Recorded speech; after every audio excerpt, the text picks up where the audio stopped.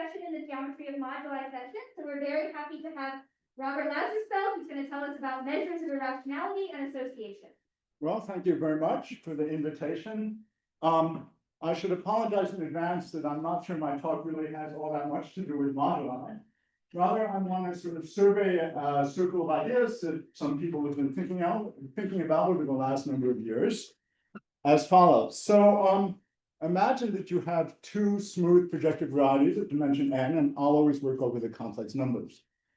And so I want to focus on two questions. So if you pick your first variety x reasonably at random, it's very unlikely that it's going to be rational. So the first question I want to talk about is how can one measure how far this variety x is from being rational or unirational or ruled or what have you. And then the second kind of related question I want to discuss is if you have a second variety y, how can you make sense of how far x and y are from being birational isomorphic? So the first is going to be the measures of irrationality, and the second is going to be what we call measures of association. So I want to sort of emphasize right from the start that this story that I'm going to survey is very much exploratory in nature. And in particular, there's not going to be we're not aiming for any big capstone theorems here. On the other hand, what I do hope to convince you of is that there's some amusing questions that involve some fun, concrete geometry. So that's the plan. Let me just quickly start. Okay, so let me start by talking about these measures of irrationality. So we start with projective variety x of dimension n, and we want to sort of ask ourselves, how can we tell how far it is from being rational? Well, what's the most naive thing you could do? So we can take any x, like any variety, can be expressed as a branch covering a Pn, or better, a degree, a irrational covering. And we just simply look at the most naive thing to do is to simply look at the most efficient way of doing that. So we define the degree of irrationality of x to be the least integer delta, so that x can be expressed as a delta, rationally expressed as a delta-sheeted rational covering of projective space. So what does it mean for this invariant to be 1? Well, that means we have a degree 1 map from x to Pn. So in other words, it's a birational isomorphism. So the degree of irrationality of x is 1 if and only if x is rational. So for example, supposing we have a smooth curve, what is this invariant in this case? Well, then it's just the classical gonality of C. So in this case, if we have a smooth curve, we're asking what's the least degree with which we can express C as a branch covering the Riemann sphere, and that's the gonality. So gonality 1 curves are rational, gonality 2 are hyperelliptic, and so on. And yeah. N is the dimension of x, yes. So x and y are always a dimension n, right? And as you know, if you have a curve whose, for example, in large genus, all hyperelliptic curves tend to behave roughly the same way. So if the gonality is small compared to the genus, this is kind of the most natural measure of its complexity. Okay, and so this degree of irrationality is the most naive higher dimensional generalization of that. Now, the problem is that it's often quite difficult to compute or to say much about. So there's another invariant that I'm going to talk about today that kind of throws the question back to curves. So again, starting with this n-dimensional variety x, we can cover it in lots of different ways by families of curves. And the covering gonality is supposed to be the smallest integer c, so that if you take a general point of your variety, you can find a curve of gonality c passing through that point. So it's the smallest integer c for which x is generically covered by a family of curves of gonality c. And there's a slight technical point I should say here is that, as we'll see in a minute, these curves that cover x might not be smooth. So we should agree that if you have an irreducible curve, its gonality is defined to be the gonality of its smooth model. Okay, so what would it mean for the covering gonality to be 1? Well, that just means that x is covered by rational curves, or what's the same thing, it's dominated rationally by ruled variety. So covering gonality 1 means that x is uniruled. And you can see that there's an evident inequality between these invariants. Namely, if you have a degree delta covering a projective space, and you look at the inverse image of a general line, that's a curve on X that comes with a degree delta map to P1. So this says that the covering anality is less than or equal to this degree of irrationality. Okay, so let's see some examples. So let's look at the example of a smooth surface of degree D in P3. Okay, so first of all, I claim that the covering anality is at most D minus 2. And how do you see this? Well, pick a point X on your surface and look at the embedded tangent plane to the surface of X. So the embedded tangent plane, that's a copy of P2 sitting in P3. And the intersection of this tangent plane with the surface is a degree D curve in the plane. But since it's a tangent plane, this degree D curve will be singular at X. So the intersection is a singular plane curve of degree D, and that has ganality at most D minus 2, because you project from the singular point and you get a map to P1 of degree D minus 2. Okay, so the covering ganality is at most D minus 2, and we'll see that, in fact, we'll see in a minute, in fact, that's equality holds. What about the degree of irrationality? Well, of course, the degree, if you have a degree D surface in P3, you can project from a point, and that gives you a rational map to P2 of degree D minus 1. And for a very general surface, that turns out to be, in fact, the degree of irrationality. But there's some special surfaces for which you can do a little bit better. So imagine that you have a surface of degree D that contains two skew lines, two disjoint lines. Now, if you take two skew lines in space, then if you take any point in space, it lies on a unique secant line to those two lines. So any point X lies that can be on a unique line joining a point on line 1 and a point on line 2. So this gives us a map from X to the product of the lines, taking a point on our surface to the points of sequency of these two lines. And what's the degree of this map? Well, this line meets the surface in D points. Two of them are kind of fixed, so there are D minus 2 free points. So this gives us a degree D minus 2 map. Okay, so that's how, and these are some, and there's some other examples like this. Okay, so we've defined this invariant. How can we say something about it? Well, what's the easiest way of showing that what's the most naive way of showing that a variety isn't rational? Well, it's to say that the canonical linear series is non-empty, that the variety carries some non-zero holomorphic tensors. And so in a similar way, the easiest way of controlling these invariants is somehow coming from the positivity of the canonical linear series. And in particular, the idea is to look at positivity properties of the space of N0 form. So I'm going to, Hn0 is of course just another way of writing the canonical bundle, but I want to think of these as differential forms. And the idea, which goes back to Parola and others, is that if these forms separate many points, then you get a lower bound on these invariants. And how does that come about? Well, that comes about as follows. So imagine you have a rational covering of X to some other variety Y. For the moment, I don't care that it's Pn, but let's just say it's Pn. Okay, so I have a rational covering. And then there's a trace map that takes N0 forms on X to N0 forms on the target of this map. And how does that go?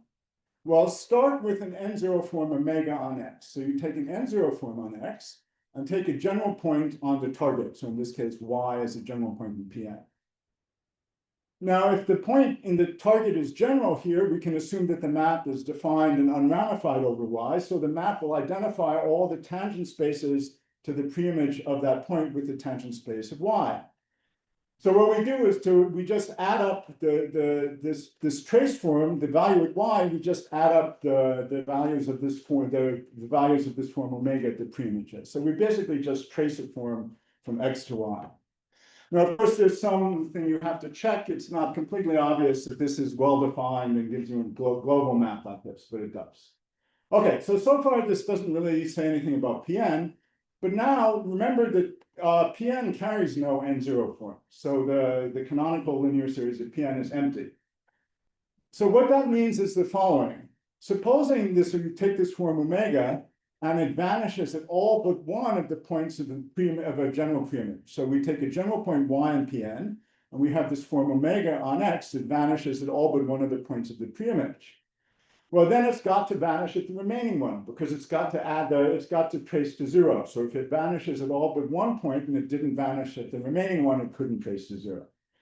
So this is a sort of a basic geometric fact that a form that vanishes at all but one point of a fiber of a rational covering has to vanish at the remaining one. That's sometimes called a Cayley backup. Okay, so what's the situation? Well, that applies really simply is let's consider a hypersurface of degree d in Pn plus 1, so an n-dimensional hypersurface of degree d. Well, what's the canonical bundle of a hypersurface of degree d? Well, it's d minus n minus 2 times the hyperplane divisor. And this linear series separates any d minus n minus 1 points. So what that means is you can't find a covering, a hypersurface of degree d can't cover projective space with fewer than d minus n sheets. And similarly, you see that you can't find a curve of banality less than or equal to d minus n. So this immediately says that if you take a hypersurface of degree d, these invariants grow asymptotically like d. And there's been some work. This is Bastianelli, Cortini, and Dupuy. They really got the thing started. Bastianelli, Dupuy, Lorenzon, myself, and Brooke Ullery. You can actually, with some more projective geometry, get rather precise computations of these invariants for very general X. So in any event, for hypersurfaces, this positivity principle goes very easily, and you get, although there's some work involved, quite precise results. Now, anytime you have a theorem for hypersurfaces, you expect another result, a companion result for complete intersections, because the idea is that complete intersections look roughly like hypersurfaces. But there's a catch here. So if you take so let's imagine we have a complete intersection of hypersurfaces degree d1, d2, all the way up to de. So again, n is the dimension. So the canonical bundle of that row is what? It's the sum of the d's minus n minus e minus 1 times the hyperplane section. So the canonical bundle, in terms of just this naive number appearing from the adjunction formula, is growing like the sum of the d's. On the other hand, what you expect is you'd like to say that there's a bound that grows multiplicatively in the d's. For example, it was known that the degree of that the banality of a complete intersection curve grows like the product of the defining degrees. And for a long time, this people were pretty stuck on this. And it's only in the last year that Chen, Shih, Zhao found a way to do this. So what they show, again, I'm going to not state it terribly precisely, but you fix some epsilon, and if the degrees of the defining equations are sufficiently large, then for a very general X, these invariants grow essentially like the product of the degrees. And in fact, what they're showing is that the canonical linear series on X separates this many points. And here there are two kind of very interesting new ideas in the proof. So the idea is you want to sort of there are the arguments in the direction of Fujita's conjecture by Onhan and Hsu that sort of let you separate points. But you need to know something about subvarieties. Now, Onhan and Hsu needed to know something about the degrees of all subvarieties. But the very nice thing that Chen, Church, and Zhao observed is you can get away with curves. And so now you need to sort of say, if you have a very general complete intersection, you need to say something about the degrees of curves on it. And so they have a nice argument where a degeneration argument. Okay, so this again, I don't think there's a precise result known, but this is, I think, more or less what you'd like. And then there's one other situation which actually came earlier, where positivity of the canonical bundle was used to provide bounds, and that's somewhat counterintuitively in the Fano range. So now let's consider a hypersurface of degree d, where now d is small, so d is less than or equal to n minus 2. So now this hypersurface is Fano.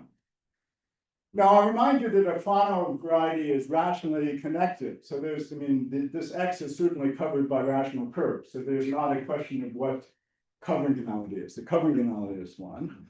But what you'd like to say is that nonetheless, if you sort of choose the parameters properly, the least degree of a map to Pn grows with the dimension. And so this was proven by Chen and Stapleton. So I'm being a little bit vague about how my quantifiers here, but the idea is you fix this this Fano index, and then you can find for very general x, you can force this this degree of irrationality to go to infinity. And again, that wasn't known that this degree has to go to infinity. Okay, now why? I mean, of course, Fano varieties don't. I mean, the canonical bundle is negative. So how does positivity come in? Well, there's this beautiful old argument of Collard's from the 90s, where he realized that if you degenerate in low characteristics, you can find families of hypersurfaces that degenerate to something that does carry non-zero form. So it's a characteristic P phenomenon, and then Collard lists to characteristic 0. And so what Chen and Stapleton were able to do is they were able to carry that argument through for these irrational invariants. Okay, so what's next? Well, we've talked about hypersurfaces and complete intersections with positive and negative k. What about varieties whose first Chern class is 0? Okay, so there really you can't use positivity of the canonical bundle. But so let's start with the case of surfaces. So there are two natural classes of surfaces to look at. We can look at a K3 surface of genus D. So that's a K3 surface with a hyperplane section it's a curve of genus D. Or we could look at an abelian surface with a 1D polarization. Now again, for both surface class of these surfaces, the curves on them are pretty well understood. So in each case, so for example, on a K3 surface, any K3 surface carries a one-dimensional family of singular elliptic curves. So this S is going to be covered by singular elliptic curves, so those have ganality 1. And similarly, any abelian surface has a curve of genus 2, and then you can translate it around. So again, the covering ganality and of these two surfaces is independent of the polarization. On the other hand, sort of one's intuition is, let's start with the K3 case. The intuition is as the degree of the polarization goes up, somehow these surfaces are getting more complicated. So the natural conjecture here is that if you start with a very general abelian K3 surface of genus D, then as the polarization goes up, this degree of irrationality should go to infinity. And this is one of these questions that's proven quite resistant. I mean, there's nice partial work by Moretti and others, but this is still quite open. So this is, I think, one of the most interesting questions left for surfaces. I would have thought that it actually grows linearly, but in fact, David Stapleton observed that if you take a K3 surface, you can find a very highly osculating plane so that when you project from that, you can get a map of degree at most that grows like square root of D. So this is one of these questions that I like a lot, but it's still quite open. Now, I naturally assume that the same thing should be true for abelian surfaces. So I also assume that the degree of irrationality of an abelian surface, that the degree would go to infinity with the polarization. And that turned out not only to be false, but more or less as false as it could possibly get. So Chen observed that for any abelian surface, for a very general abelian surface with any polarization, the degree of irrationality not only doesn't go to infinity, it's at most 4. And the idea is that even as in the classical case, you can realize the Krummer variety is a singular quartic in P3, then you project from a double plane. And then Oleg and Martin showed that in almost all values of D, you get equality. So somehow, assuming that these two cases conjecturally, they behave very, very differently. Okay, what about higher dimensions? So let's start with abelian varieties. So what can we say? Let's imagine we have an n-dimensional abelian variety, so C to the n monolattice. So what can we say about, well, I don't think anybody has much to say about the degree of irrationality. So let's ask the simpler question, what can we say about its covering ganality? So you're taking an abelian variety of dimension n, and I want to say something about its covering ganality. Now, what does this really mean concretely? What you're really asking here in the case of abelian varieties is if I give you an abelian variety of dimension n, what I'm really asking is what's the least ganality of a curve on A? because once you find some curve on A, then you can translate it around and it covers it. So really, these questions about these covering invariants, in the case of abelian varieties, you're just asking for the least banality of a curve. Again, the next thing to observe is that there can't be a bound that just depends on the dimension, because, for example, if you have the Jacobian of a hyperelliptic curve, then it contains a curve of banality 2, so its covering banality is 2. So the natural question then is, if you take a very general abelian variety of dimension n, what's the least banality of a curve on that abelian variety? And of course, you could ask the same question of the genus, which I'll mention in a minute. So what's the least banality or the least genus of a curve on a very general abelian variety? And so Claire Voisin was the first person to look at this, and she showed that on a very general abelian variety, the banality, she had a logarithmic bound and conjectured this bound, which was established a few years ago by Olivier Martin. And here the idea is a very different sort of argument. It's using Chow groups. So the idea is you look at the space of effective zero cycles of degree k, and you map that to the Chow group of zero cycles on it. Now, as you know, these Chow groups are completely crazy. So this is not a variety. This is just some crazy group.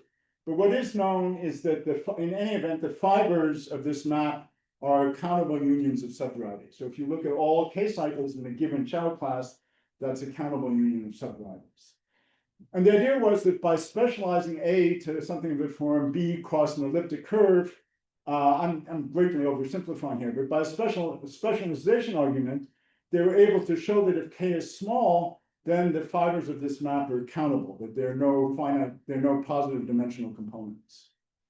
On the other hand, of course, if you have a curve of banality k on A, then the divisors, the fibers of the map to P1 are rationally equivalent on the curve, so they're rationally equivalent on A, so they would give positive dimensional fibers.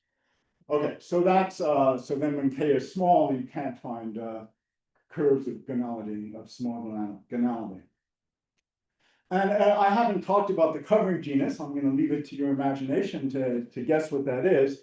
But there are also bounds on the covering genus that it grows at least like n squared. That's just a moduli count. But there's a crazy thing here. If you ask yourself, what shape of results do you expect here? This is completely unknown. So here's a completely concrete question. And I mean, I'm certainly not the first person to think of this. Namely, what are the upper bounds here? So supposing I give you a very general abelian variety of dimension n, and I ask you to find a curve, let's do the genus. So find a possibly singular curve, what's the smallest possible genus of a possibly singular curve you can find on a general abelian variety of dimension n. And the fact of the matter is, I don't think it's clear to anybody whether or not the bound should be polynomial. So if I give you an abelian variety of dimension n, can you find a curve whose genus is bounded above by a polynomial in n? All the obvious constructions are factorial or exponential. So not only do people not know exactly how this grows, it's not even clear whether you expect this to grow polynomially or exponentially. But this is a question that one should be able to do. And then, of course, you can also ask about hyperkähler manifolds. So those haven't been much studied. Claire Voisin looked at the following question. So you take a hyperkähler manifold and you look at your phi-Gräten curve. So you look at a rational map from your 2n dimensional hyperkähler manifold to some 2n minus 1 dimensional thing, and she studied the invariance of the fibers of that map. And then as student of hers went further, she also quotes this question by Pacienza. I don't think anybody imagines that this is true, but I think at least the last time I checked with her, there weren't counterexamples. Namely, if you have a hyperkähler manifold that's sort of general in its moduli space, is it covered by elliptic curves? So I don't think anybody thinks it should be, but as far as I know, it's not known that it isn't. So there's another question. And then there are many other questions that come to mind. So let me mention two. So then you can study these measures of irrationality for celebrity varieties. So for example, the moduli space of curves or the moduli space of abelian varieties. So So let's look at the moduli space of curves. So of course, it's famously, it's a famous theorem, as we know, that for large G, it becomes of general types, but that's a highly non-trivial theorem. So I think to get lower bounds on these invariants at the moment doesn't seem realistic. But what you could ask, let's say in the case of the moduli space of curves, what's an upper bound? So if I take a general point, a random point on the moduli space of curves, what's the least ganality or what's an efficient ganality of a curve you can find for that point? So to say that another way, if you take a completely general Riemann surface of genus G, you want to put that Riemann surface in a fiber over a one-dimensional family, and you want to ask yourself how small can you make the ganality or the genus of the base of that family. And then there's some elementary result you get just by looking at the Hurwitz scheme. But again, I think we should be able to do much better. Now, I've been working overseas, but you can, of course, ask all these questions. I mean, people certainly study rationality questions over other fields. And then you can ask also for sort of arithmetic analogs of these questions. So there's work by Ray and Volt et al. And others. So, for example, if you have a curve or a variety over a numbered field, what can you say when you have lots of low degree points on it? So that somehow the low degree points have to come from a low degree map to P1 or to Pn. So there are many, many questions that you can think of. There also in this game, there are a lot of other invariants you can imagine. The issue is to try to make sure that the ratio of the number of invariants to the number of theorems doesn't get too small or too big, I guess, it's really big. So I mean, for example, you can look at connecting ganality or three connecting ganality and so on, but I'll leave that to your imagination. Okay, so this is the first part of the talk about how do we measure how irrational a given variety is. And so now I want to take two varieties of the same dimension for the moment. And I want to ask, how can we measure how far they are from being birational isomorphic? And so I played around with this with Olivier Martin. For some reason or other, I proposed to call this measures of association. So we're trying to measure how far two varieties are from being birational equivalent. Well, what's the obvious thing to do is let's look at correspondences between them. So we'll look at diagrams like this. We have X and Y here, and just for technical reasons, I'd rather think of the correspondence as mapping to X and Y rather than living in X cross Y. So it's supposed to be a smooth, irreducible variety with a projection to X and Y. These are generically finite. And just for technical reasons, I want to imagine that it maps birationally to its image. And all that means is that a general fiber of B is a subset of X and the general fiber of A is a subset of B. Okay, so these are correspondences, and so we want to look at the most efficient correspondences we can think of. So what we'll do is we'll define the correspondence degree to be the minimum over all these correspondences Z of the degree of Z over X times the degree of Z over Y. So we just take the minimum of the product of the degrees of the projections to the two factors. So this is the sort of two variable analog of this degree of irrationality. And so what does it mean for this integer to be 1? Well, that means that A has degree 1, B has degree 1. So to say that this integer 1 means that Z is a graph of a birational isomorphism. And so to the extent that it's bigger than 1, we think of that as measuring how far away they are from being birational. Now, how can we construct examples of correspondences? So obviously there are lots of correspondences, but there's one really silly way to construct correspondences. Namely, we can sort of work separately with X and Y and cook up a Z. So here's the thing. Imagine we take a branch covering or a rational map from X to Pn, and we take another rational map from Y to Pn. So we just start with completely separate maps to Pn. And then we can take Z to be the fiber product. So I look at pairs of points X comma Y that have the same image on Pn. And that might be irreducible. That might be reducible, but in any event, I can take some irreducible component.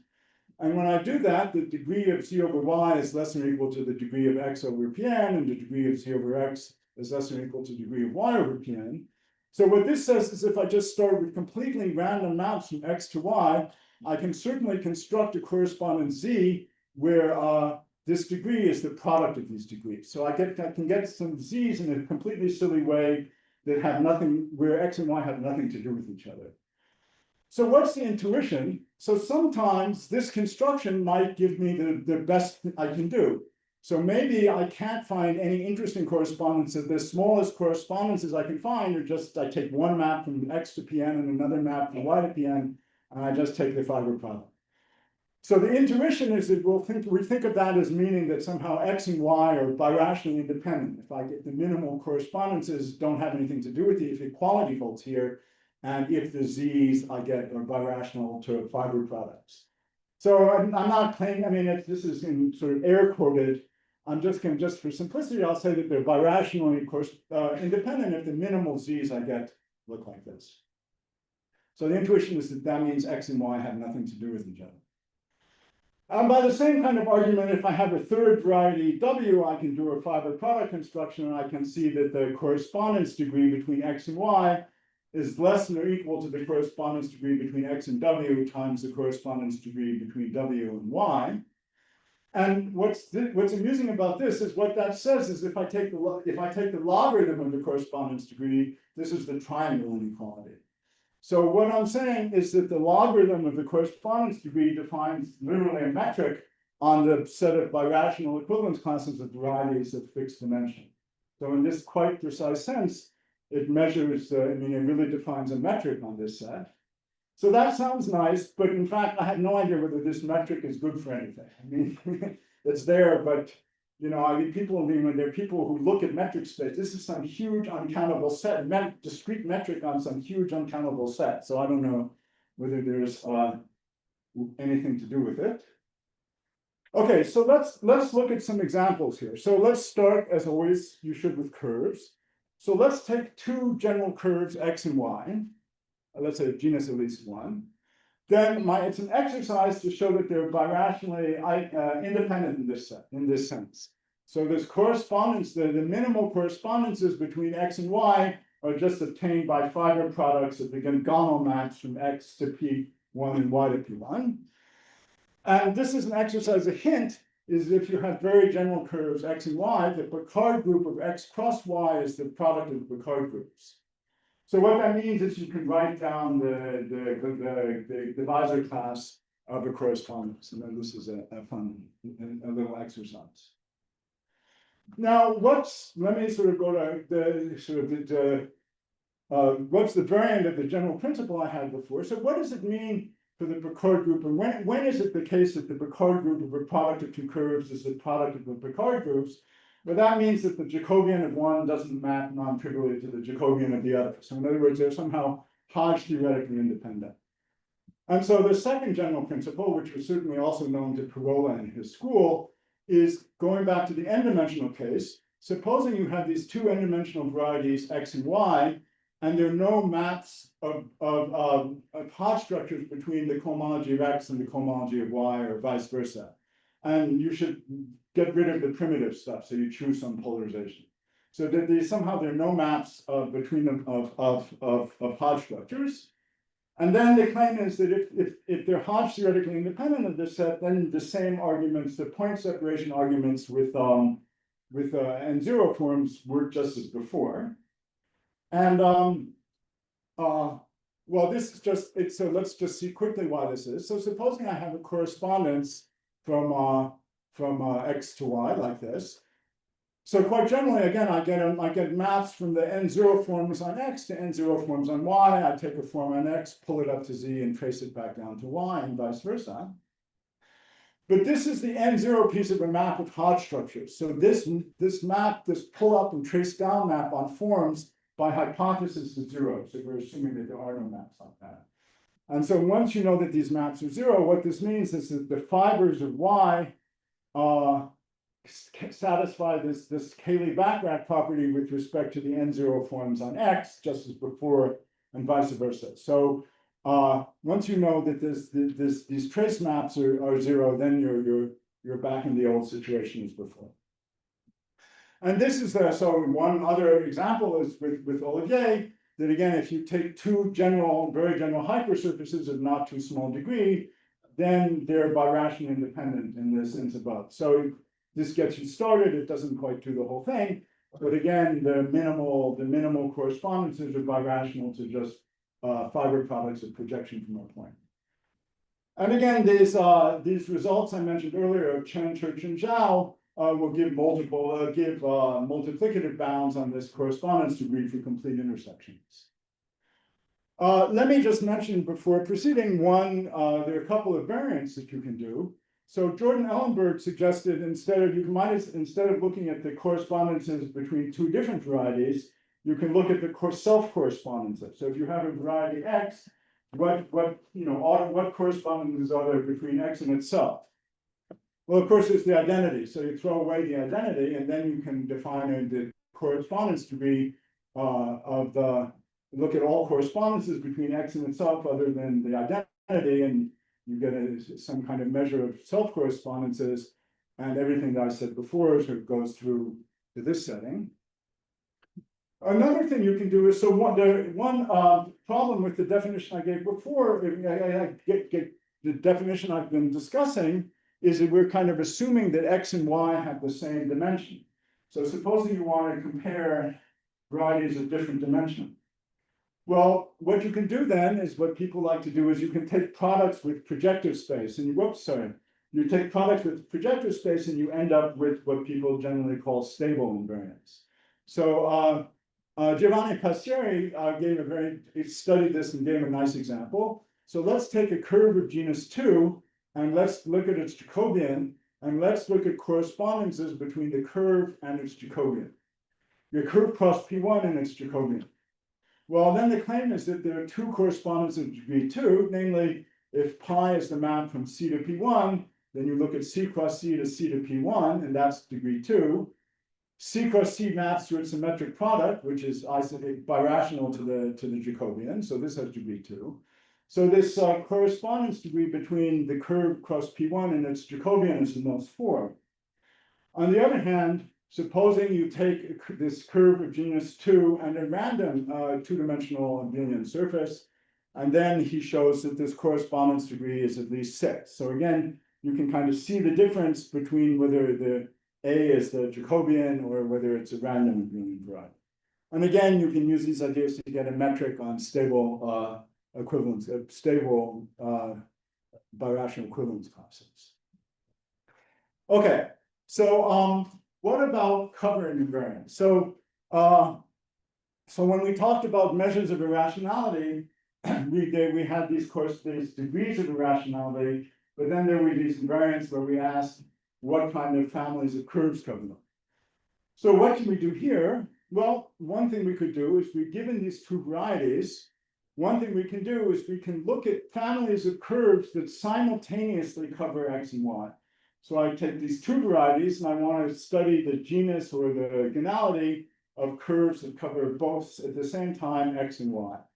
So these joint covering invariants are the joint covering gonality. We just call it covering gonality of X and Y is the minimum over all these correspondences of the covering gonality of the correspondence, and similarly for the genus. And again, I haven't quite defined the covering genus, but I think you can imagine what it is.